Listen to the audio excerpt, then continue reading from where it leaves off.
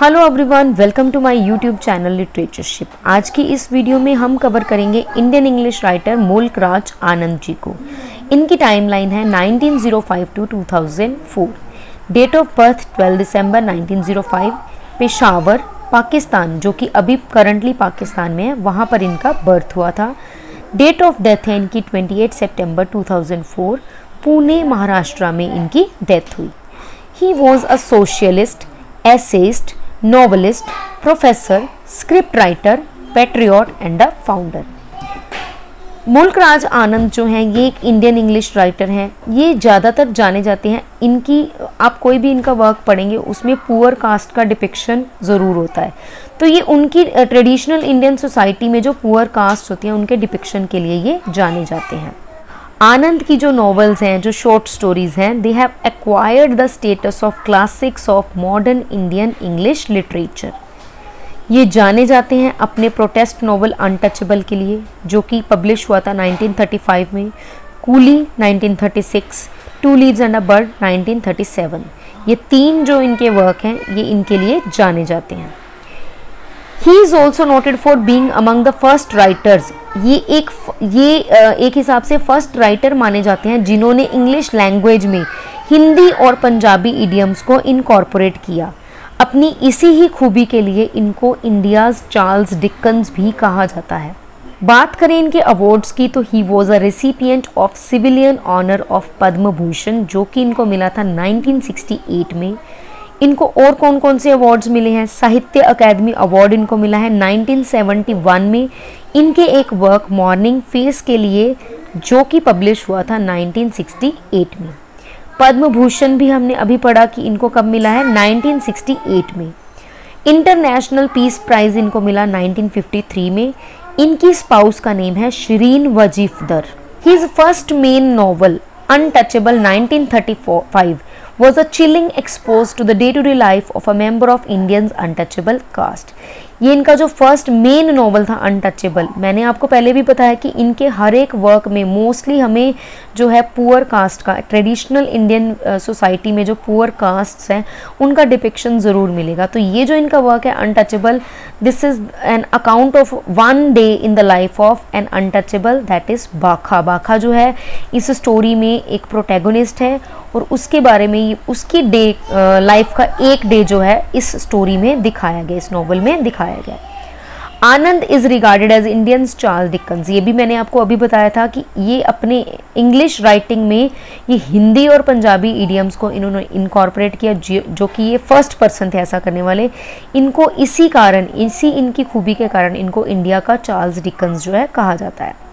He is one of the pioneers of Indo American fiction together with R.K. Narayan, Ahmed Ali and Raja Rao. इनका जो first pros ऐसे है वो एक रिस्पॉन्स था टू एन इंसिडेंट कि इनकी एक आंट थी, इनकी फैमिली में एक इनकी आंट थी जिन्होंने सुसाइड कर लिया था। और रीज़न क्या था कि उन्होंने एक मुस्लिम वुमेन के साथ मील शेयर किया था। तो उसके कारण जो इनकी आंट की जो फैमिली थी उन्होंने उसके साथ बात करना बंद कर दिया। तो इस कारण इनकी आंट ने जो सुसाइड कर लिया था। He spent half of his life in London and half in India। George Orwell ने इनके एक work the sword and sickle, जो कि 1942 में नॉवल इनका आया था, उसका एक फेवरेबल रिव्यू भी लिखा था। एंड इसका जो टाइटल है द स्वॉर्ड एंड सिकल, ये भी जॉर्ज ऑरवेल ने दिया था। He returned to India in 1946। इस वीडियो की स्टार्टिंग में मैंने आपको ये भी बताया था कि ये एक फाउंडर भी रह चुके हैं। तो ये किस चीज़ के फाउंडर रहे हैं? इन्होंने एक लिटरेरी मैगजीन जो थी मार्ग, उसके ये फाउंडर रहे हैं 1946 में। 1950 में इन्होंने एक प्रोजेक्ट स्टार्ट किया, अपनी 7 पार्ट में एक ऑटोबायोग्राफी जो थी उसका एक प्रोजेक्ट स्टार्ट किया, जिसका एक पार्ट था मॉर्निंग फेस, जिसके लिए इनको साहित्य अकादमी अवार्ड जो है मिला था। इन्होंने खुद को एक टाइटल दिया जो कि था बोगस प्रोफेसर। एंड इनको जोला और बैल्जैक ऑफ इंडिया भी कहा जाता है, इंडियाज चार्ल्स डिकन भी कहा जाता है, founding fathers of Indian English novel भी इनको कहा जाता है। He met E.M. Forster while he was working on T.S. Eliot's magazine Criterion, which was a quarterly journal। तो इस मैगजीन में भी इन्होंने काम किया है, तो ये भी हमें याद रखनी पड़ेगी। He combines anthropology, history and fiction। He was an active member of the Indian movement from 1930s to 1940s, इसीलिए मैंने आपको बोला था कि ये एक पैट्रियट भी रह चुके हैं। He was a script writer in BBC London. He was a good friend of a renowned Spanish painter Picasso. अब हम बात करेंगे इनके इम्पॉर्टेंट नॉवेल्स के बारे में। अनटचेबल जो कि आया था 1935 में, it was a semi autobiographical novel. Coolie 1936 में आया था। टू लीव्स एंड अ बड 1937, इसमें असम टी प्लांटेशन के बारे में बात की गई है। The village 1937, across the black waters 1939, the sword and the sickle 1942। ये इनकी ट्रायोलॉजी है जिसका नाम है लाल सिंह ट्रायोलॉजी। इसमें जो प्रोटैगनिस्ट हैं वो है लाल सिंह। इसमें जो वर्क है the sword and the sickle, उसका ओरिजिनल नेम है all man are brothers, and इसका जो टाइटल है मैंने आपको पहले भी बताया था कि जॉर्ज ऑरवेल ने इसका टाइटल है दिया। The big heart 1945, protagonist Ananta, setting जो है इसकी अमृतसर की है।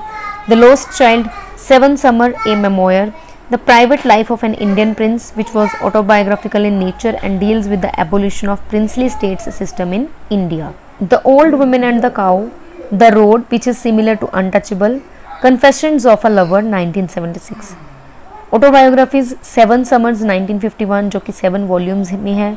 जब इसको कंपाइल किया गया इस वर्क को तो it was title the 7 ages of man.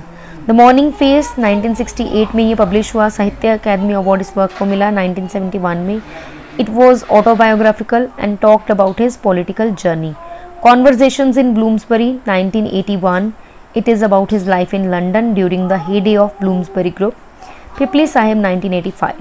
So this was all about Mulk Raj Anand. I hope you like the video. If so, please like the video, share the video and do subscribe my channel for such videos. Thank you for watching this video.